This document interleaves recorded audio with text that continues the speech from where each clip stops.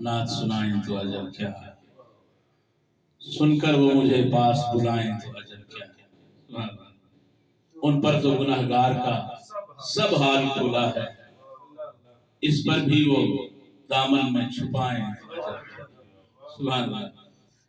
अदीब रायपुरी साहब की खूबसूरत नात मोहम्मद सबी खूबसूरत अंदाज में पेश कर रहे थे, और मसला जो इन्होंने पढ़ा कि आज अश्क मेरे नात सुनाए तो अजब क्या।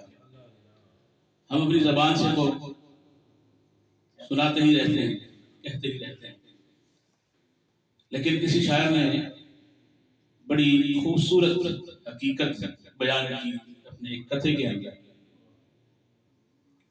खैरात लुटाते हैं, लुटाते ही रहेंगे। खैरात लुटाते हैं, लुटाते ही रहेंगे। सरकार मदीने में बुलाते ही रहेंगे। सरकार मदीने में बुलाते ही रहेंगे। आवाज का ये हुस्न तो दिन चार है मेहमान। आवाज का ये हुस्न तो दिन चार है मेहमान। ये अश्क मेरे नात सुनाते ही रहेंगे।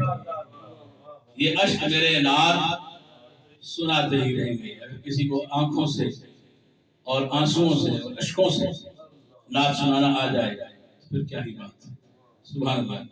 मैं बरगाह रिसालत आप सल्लल्लाहु अलैहि वसल्लम में नजराने अकीदत पेश करने के लिए गुजारिश करूंगा जनाब महमूद इलाही साहब से कि आप तशरीफ लाएं और आकाए दो आलम सल्लल्लाहु अलैहि वसल्लम के हुजूर अपना नजराने अकीदत मोहब्बत पेश करने की साजिश हासिल करें। जनाब महमूद इलाही साहब, माशाअल्लाह महमूद इलाही साहब नात लिखते भी बहुत खूबसूरत है, नात पढ़ते भी बहुत खूबसूरत है। अल्लाह करीम इनकी इस मोहब्बत और अकीदत को दवाम बख्शे और ये अच्छे से अच्छे अंदाज में सरकार दो आलम सल्लल्लाहु अलैहि वसल्लम की सना लिखते रहें और अश्काए रसूल सल्लल्लाहु अलैहि वसल्लम को सुनाते रहें।